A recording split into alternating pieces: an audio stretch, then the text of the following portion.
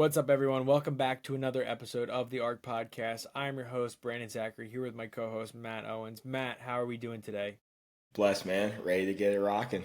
Let's go. For those who are new tuning in, this is the Athletes Resilience Center podcast, where we talk all things mental performance in sports. And on this episode, we're going to talk about the differing self-perceptions that we see amongst athletes and how it's important to have differing self-perceptions and how some people's mindsets are going to be different than other people's, and that's totally okay. And we're going to go over kind of the differences that we do see, whether it's in people we've played with or professional athletes that we see talk about it all the time.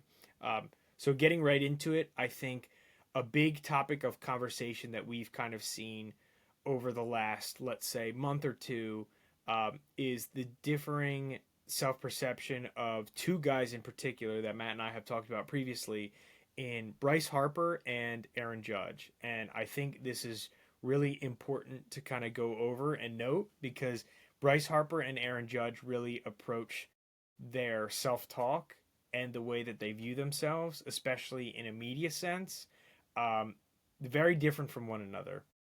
Like, you have Bryce Harper after a game where he feels like he's kind of getting back on track.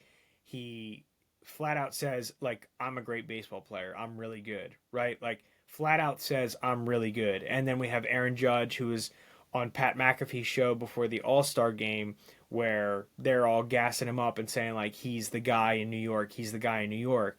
And he just keeps saying, no, I'm not the guy. I'm not the guy. And they're like, no, that's what the guy would say. Like, they're really fired up about it. But two guys that have completely different perceptions, but both are extremely productive in what they do, right? Like, and how important that kind of is. So, Matt, I can kick it back to you. Like, what are some of those differences that you do see with the verbiage that they've both used with Aaron Judge and Bryce Harper?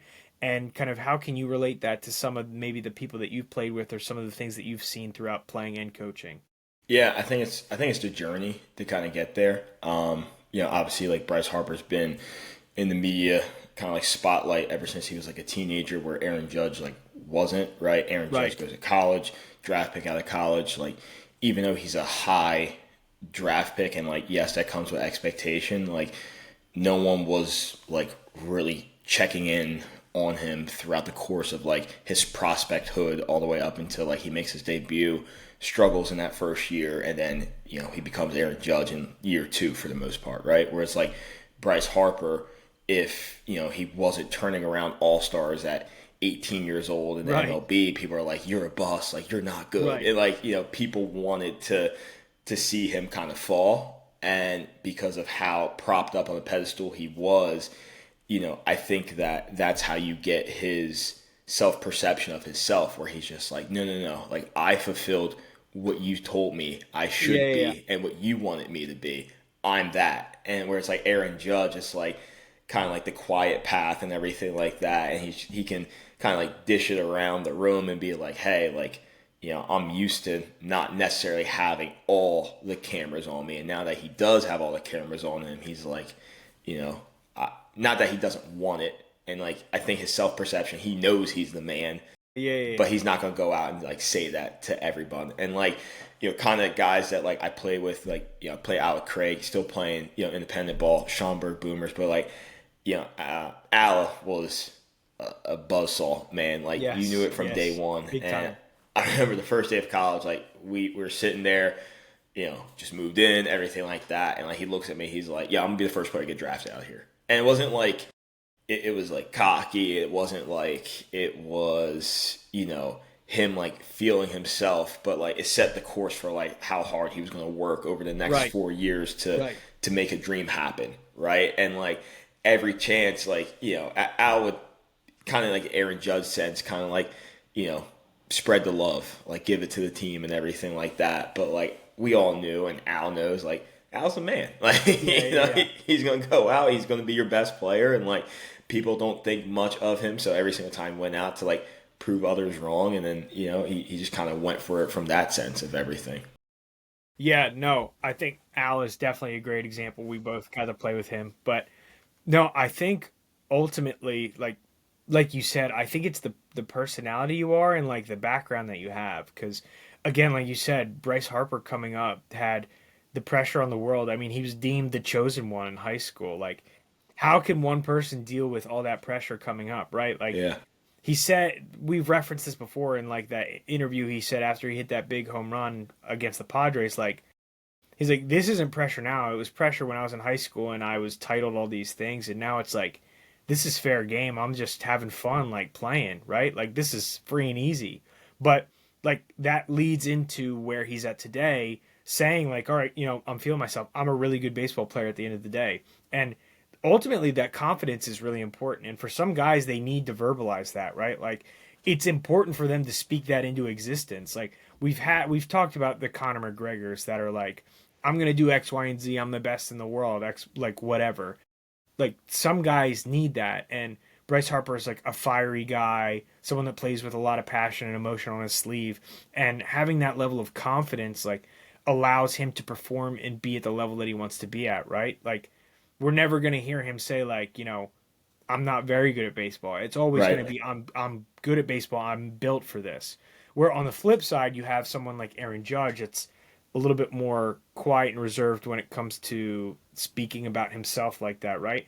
And I think it's all a comfort thing. Like at the end of the day, I think I agree, right? There is a level of confidence that he has within himself for him to believe in himself to, hit 60 homers in a season, right? Like he's got that level of confidence. He knows he's been there before and he's done it, but he also feels like maybe he doesn't need to talk about it. And again, that's just the way that he is, right? Like some people need to speak it into existence and other people don't really, you know, abide by that or need that. And I think it really goes person by person, right? Like you've played with plenty of guys that were silent assassins that might same thing. Like if they're in the public eye, they're going to go dish it off to somebody else because they don't feel comfortable in that limelight. But then other guys really embrace that.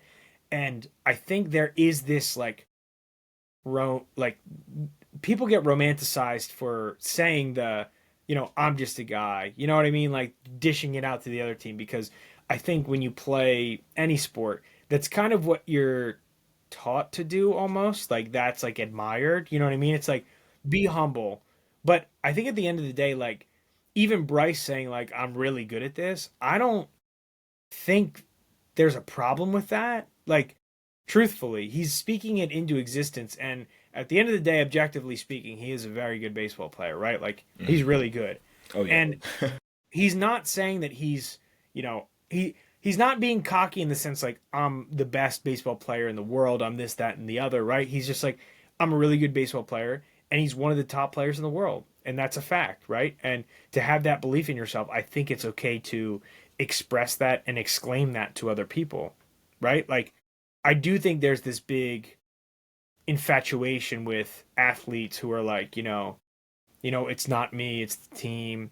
And I think all that's great. And I do think, in moments you should be able to highlight your teammates and your coaches and what everyone has done for you. But also, if you're the type of person that, in that moment you're going to eat that up a little bit and that's you and you're going to thrive off that, that's going to fuel you, then I think you take that opportunity and you should be like that. You know what I mean?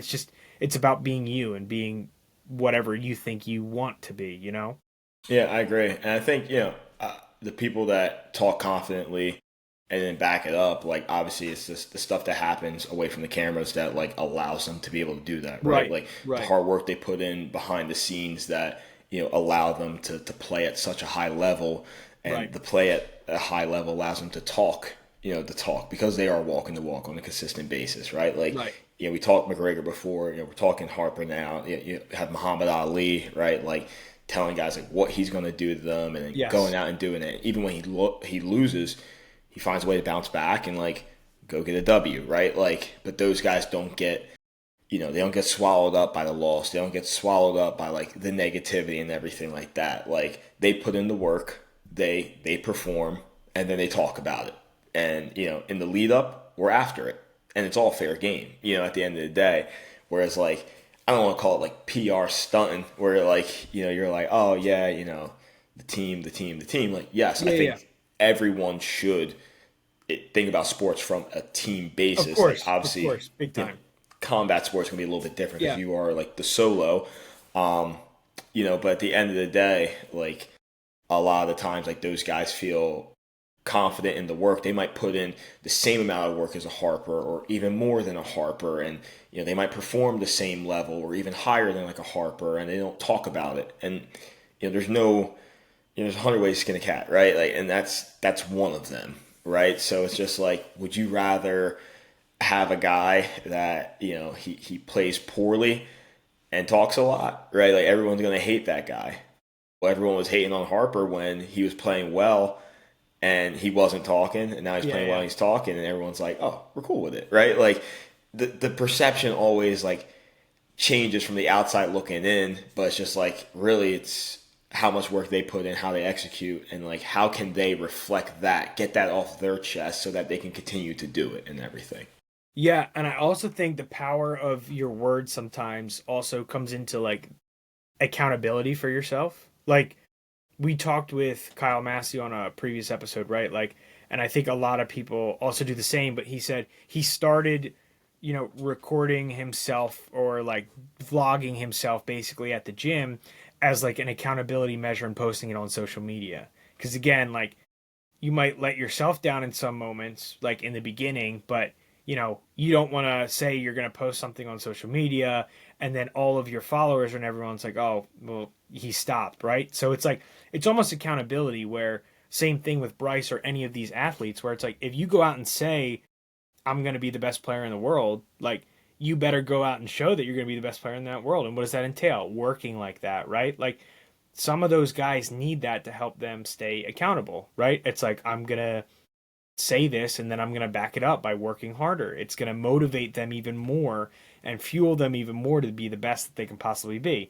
But then you have other guys who that's not what's going to fire them up, right? Like that's not what lights a fire underneath of them. And I think this also comes into this second thing that got a lot of traction on the internet, both good and bad, from Scotty Scheffler, right? Where he talks about he doesn't feel fulfilled after winning a tournament in golf, right? And I think a lot of people went on both sides of this, where some people's like, that's what it's all about. That's what life's all about. And on the flip side, a lot of people are like, well, what's this guy talking about? Of course he cares about golf, blah, blah, blah, blah, blah, right? Like, and I think I'd love to hear your perspective because I also have thoughts on that. Like, going from the complete opposite side of Bryce Harper, basically exclaiming, I'm a great baseball player, showing he cares about this so much and that's something that he values is being a great baseball player, where Scotty Scheffler then kind of makes it seem like he doesn't really care about being the best golfer in the world when he is the best golfer in the world at this point, right?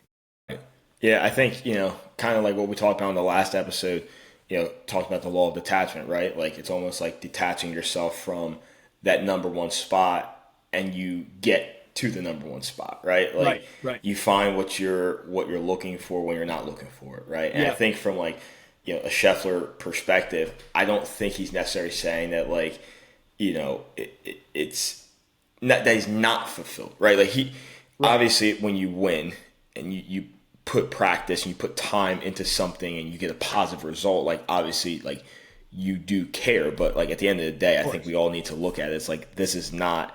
It's a part of our life. It's not our life, right? So like Right. when he says he's not fulfilled by it, it's not necessarily him saying that like he doesn't care. Right? He's just like I do care, but this is not the end all be all for Right. me and for what I want out of my life. Yeah, and I think ultimately it relates back again like what we talked about last episode with the law of detachment is like he is separating himself from the wins, the results, right? And when he's saying like there isn't a level of fulfillment after winning a tournament, it's because he still loves golf, but he loves the action of playing golf. He doesn't love the winning of golf, if that makes sense, right? Like, and that's what it's all about is if you love what you're doing, then that's great. But also he feels more fulfilled outside of golf. And I think that's a fair point. I think that's what people were blowing way out of proportion was he was trying to make a point like he's more focused on being a great father, right? And a great family man. And like that's what's most important to him. And at that point you're playing free when you have all of that support and stuff behind you, right? Like if you're really focused on just wins, wins, wins, wins, wins, right? when it's all said and done, one, when your golfing career is over, what is there left, right? It's like, crap, now I can't do this. I can't chase these wins that have been my whole life for the last however many years. Yeah. But then he's able to really enjoy golf, not the winning aspect, not chasing these trophies, but just playing the game of golf. And that's what it's all about, right? Like at the end of the day, it's being in moments where you can have fun playing golf. And that's why he plays golf. It's because he loves the game of golf. And I think that's what people are saying too. It's like Scotty Scheffler doesn't like golf. It's like that is not what he said at all. That's like the furthest thing from the point. But Right. I think there's a lot of value in him saying to the public, like, at the end of the day, I feel more fulfilled as a father than I do as a golfer, right? Like, and I think that's totally, totally fine. Yeah. No, I think, it's funny. Like, I was kind of chuckling myself a little bit, like, when you're going through that, because, Nikolai Jokic, right, for the Nuggets, like, he has horses. Yeah, yes, And everyone's like, bro does not care about basketball. Like, he does right, not care about, whatever. He becomes an NBA champion. He's multi-time MVP, and everyone's like, he don't care about this. And then you see him online, right. and like his horse wins a race, and like he's like in tears, and like he wins the NBA Finals, and he's kind of just like great, like cool, whatever, and like on to whatever the next thing is. And it's just like I feel like his actions pretty much kind of like reflect the Scotty Scheffler like Right. quote. He's just like his actions show that it's like people might be like, oh, he doesn't care about basketball, but like he's very good at it, and he wins a whole lot, right? So it's like clearly he's putting in an effort to do this. But like to your point, like Scheffler loves playing golf. Like Jokic, I'll say loves, but like maybe he just likes playing basketball and Yeah. he loves horses, right? But like he's good at something, he does it, he wins. Where other people are like, this is my life, like I want this so much. And I think also another concept that kind of comes out of this is like some people love the sport and winning is a byproduct of just how good they are at the sport, right? Like I think that's everyone kind of knows that, right? And I think the opposite end, almost kind of like the Michael Jordan aspect of it, like does Michael Jordan love basketball? Yes. I would never say he doesn't love Yeah, basketball, yeah. but we all know Michael Jordan loves winning, right? Yes. Like he chases wins. And basketball almost becomes like for people like that or any sport, it becomes a byproduct. Like the game becomes a byproduct Right, of right. the win, Yeah. right? And like how they view themselves. Like Michael Jordan views himself as a winner. That's his self perception. I am a winner. So everything he does in the lead up Right. is to get the win, right? Whereas like Jokic might his self perception might be like, I'm a father.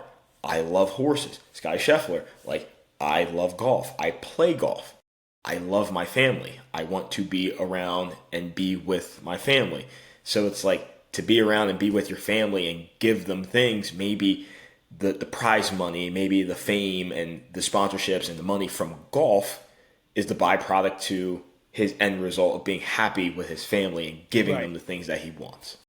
Right. And I think, I think it's important that we have people on all different spectrums of this, right? Like Sure. it's really important to see both sides because again, like I feel like forever and probably since the Last Dance documentary, like everyone is like the Michael Jordan mentality, right? And like you and I are probably even guilty of it too, because again, like it's great, it's awesome, like it's a great mentality that worked for him very well. He won a lot, right? But like you just said earlier, there's plenty of ways to skin a cat, right? Like you got to be able to understand and hear out other people's perspectives on the way that they view the game. And again, like at the end of the day, as long as these people are able to really embrace the moment and enjoy what they do in the moment, then, anyone can be successful at that. Like Scotty Scheffler is going to be a lot different mindset wise than Tom Brady or Michael Jordan or any of those guys. Bryce Harper is going to be a lot different from an Aaron Judge, from a Derek Jeter, right? Like all those guys. Again, Derek Jeter's another one, right? Like they'd say, "What was your worst year you've ever played?" And then he'd list every year they didn't win a World Series. And then it'd be like, "What was your best year you've ever played?" And he lists all the years they won a World Series. And again, like you said, one part is that it's a team aspect, and it's like we accomplish the ultimate goal as a team, and that's really, important. But also attaching all of your life to just winning also is can be detrimental to your personal life, can be detrimental to all other outlets, right? Also doesn't allow you to detach and really play free in the moment, right? Like if you're just focused on win, win, win, win, win, like you're not really able to separate yourself from that outcome and focus solely on what the moment presents itself. But again, some guys like Michael Jordan, they talked about it all the time in the Last Dance documentary. Naturally, he was stoic, is what they said, and he was able to be fully present. And he had this ideology of winning at all times, but that allowed him to like fuel himself to be able to play in the moment because that's all he was focused on, right? But then there's other guys where the outcome seems too large, or then failure gets tied to the outcome that they're chasing, right? And I think it's totally okay then to detach yourself, and we recommended it in the last episode, right? Is focus completely on the moment and separate yourself from the desired results that you're going towards. Like once you can forget that and play present, that's when you're going to play most free and most fearless. No, I agree. And I think, kind of combining the two, right? Like you can really love the sport, you can really love like what you're doing, and that allows you, like you said, to be free and be present, right? And like, I think about like Michael Jordan winning like the game winning shots, right? Like, you know, is it because he loves basketball so much and he loves, just playing the game that he's able to be free? He's taking the shot a million times. It doesn't matter the moment, it doesn't matter the game, it doesn't Yeah. matter who's in front of me. I can like nail the shot. On the flip side, it also could be like I love winning so much that like this ball like in my hand with like the game on the line is like my freedom. Like I can be Yeah, yeah, free. yeah. Like I have this moment like to myself. Like this is what I want. Like I want to win so much. I'm just gonna knock down this shot. Like Yeah. cash, right? And like you cash out, and it's just like the result ended up being the same, but it's like the motivation. So it might be so different. I mean, because it is like one's for the love of the game, one's for the love of the result, right? And like at the end of the day, only so many people, as we talked about this before, like can handle having a result be in front of them and being like, okay, I'm just gonna go ahead and attack that, and I'm gonna execute. Whereas like other people and like majority of people and like why we talk about all the time on this podcast about process, like you have to be so process oriented in order to like cash in a moment and everything like that. And so it's just like, I know the episode, we're talking about self perception, so kind of like drawing it back to that, it's just like, what do you think of yourself allows you to kind of shine through when you kind of get these moments and you get into like a game, or you get into a moment where like you have to execute, your motivations come out, like what Right. you think of yourself comes out, how you carry yourself comes out, and Yep. everything. Yeah, no. And I think that was a really good point with tying it back to self perception. Is like, even though everyone will verbalize it in a different way, like we tied it in the beginning, Aaron Judge and Bryce Harper verbalize their successes, their accomplishments, and who they are in different ways. But at the end of the day, where their confidence comes from is the work that they put in and the results that they've gotten in the past because of the work that they put in, right? Like you said about Michael Jordan taking the shot in the most important times. It's I've taken this shot so many times that I feel so confident in this, being able to put this down right now. And Bryce Harper too has been in these moments so many times where it's like this is second nature. This is just what I do. And Yeah. same thing, Aaron Judge might not say it, but he's come up so big in so many spots. He's worked his tail off and completely transformed his swing from the beginning of his career to now. Where same thing, it's like now I've adjusted so many times that no matter what gets thrown my way, I'm going to be able to adjust again and succeed. And ultimately, that's what's happening. And same Scotty Scheffler too. You put together a resume like Scotty has put together, you have to have a level of confidence because you've done it so many times, right? And he's been able to practice that over and over and over again. And it seems like every tournament is you're on Scotty watch to make sure that he's going to win this thing again. Like it's crazy, but all of these guys have different, mindsets and perceptions. And even tying it back to golf too, like you see Rory McIlroy in the beginning of the year, right? Like talk about Hmm. his journey, like to get where he wanted to get, right? Like to winning the tournament was so emotional for him because for so long he was so emotionally tied to the result and focused on I need to do this thing, right? I need to accomplish this thing. I need to accomplish this thing. Where finally it was just him staying in the moment, which brought him to be able to win the thing that he needed to win the most, right? Right. Which allowed him to at the end release that cry, that scream that of years and years of him Mm-hmm. chasing that result that he just couldn't get, right? Like Right. but it took him to remove himself from focusing on that result, right? Like Mm-hmm. obviously going into the tournament you want to win. No doubt. Everyone wants to win, right? Like just because you want to win doesn't mean that your goal in that day is better than anyone else's, right? Like it's not going to be the best goal that wins. It's going to be the best process going into that. And mentally too, he talked about it through the whole event, like and afterward with the media where his caddy looked at him when he missed the putt to win it, and he's like, "We would have taken this going into, or if we're going into this tournament, we would have taken a playoff, wouldn't we?" And he's like, "You know what? You're right. Yeah, we would Yeah. have." And that was an easy reset and reframe, real quick, right? It's like, okay, you're right. We're in a playoff, and this is anyone's game right now. Just focus on what I can control, execute, and then hopefully we're going to get the result that we want, which is what happened. Absolutely. I think, kind of just piggybacking off those points and everything, it's just like, I feel like your self perception, obviously, like it can come from outside, right? Like, other people saying things about you and you start to believe it about yourself, whether that be negative or positive.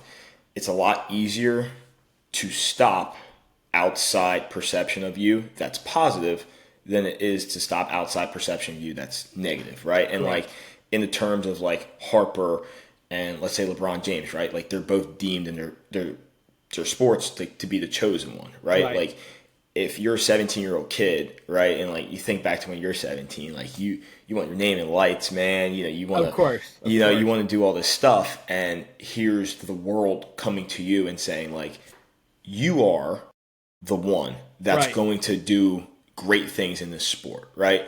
You can sit there and be like, nope, I'm good. And they'll find another. Maybe they won't. Maybe it takes years to find one. But when you sit there and you're like, put me on the cover, you're accepting the mantle. You're accepting responsibility. You're accepting like what comes beyond that. And then that's how, this perception is like, you're the chosen one. Now your self perception is like, damn right. Yeah. I'm the chosen one. You said it, right? Like you said I'm the chosen one, right? Like, but if someone's like, you're the worst one, you're not gonna sit there and be like, damn right, I'm the worst. Yeah. Like, Yeah. you're gonna be like, nah. And you're gonna work to either overcome that or it weighs you down so much that like you do become the worst one, right? Like, and in reverse, you're the chosen one. Okay, like you can be like, I don't really want to be the chosen one, or like kind of like, yeah, sure, I'm the chosen one if you say so, and then your work reflects of someone that's average, right, or someone that's just run of the mill, or you accept it. You take a legendary work ethic up. You put in all the best Right. work you possibly can, and until the day you die, you continue to carry that mantle, and it doesn't go away, right? Like, and I think that's why like you have the bust, right? Like guys that are bust, and Right. like most busts, like in any sport, they typically will say that they are a bust. Like people say I'm a bust, and the first thing you hear them say is like, "Yeah, I guess I'm a bust," or they have the self perception where it's like, "I got into this to help my family out, right? I love football. I love basketball. I love baseball. I got into this to help my family out. So, like, okay, I got paid. My work up until that point got me paid. After that, I didn't do well. But I got what I needed to get out of it, right? Like, so you can call me a bust. And, like, most people will be the first when they did do something, get their family, out of a bad situation, put their family in a good situation, help something out, help a brother, a cousin, anything like that out.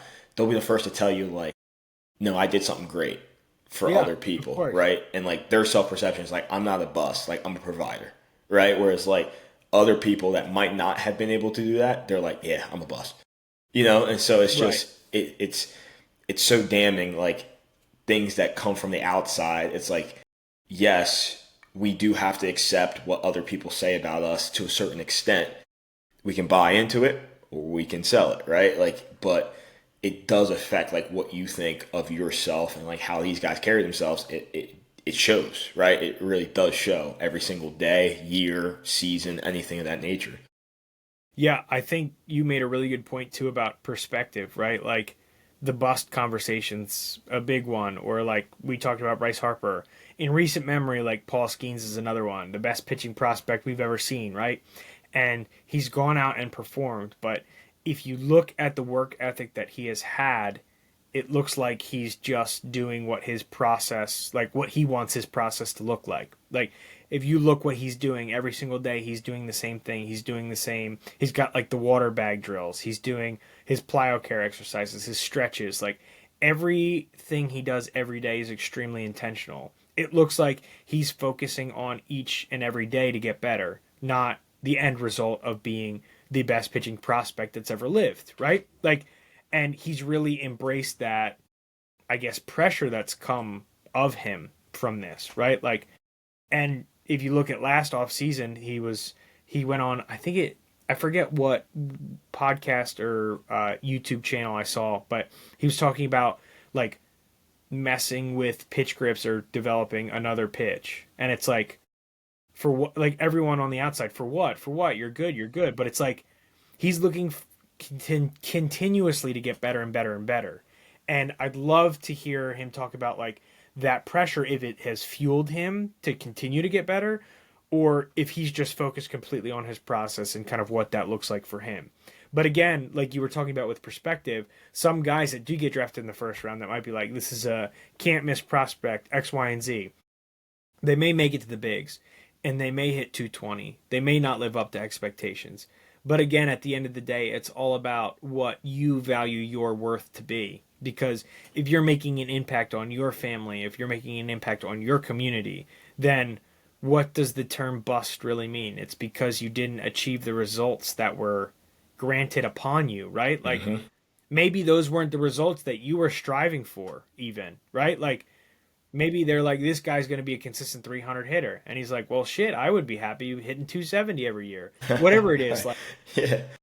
Like having all of these pressures thrown on you or being told like you're a bust, you're a bust, you're a bust, when it's like those were unfair judgments to place on somebody when you don't know what they're doing behind the scenes to make an impact on more people than on the field chasing a result, right? Like I totally agree with that, and I think that was a really good point, kind of, tying in the perspective, because again, at the end of the day, how we look at ourselves, how we go to bed at night and look at ourselves in the mirror before our head hits the pillow, it is based on the things that we value, right? Like some people value things more than others. And again, there are probably some professional athletes that it is just a job for them.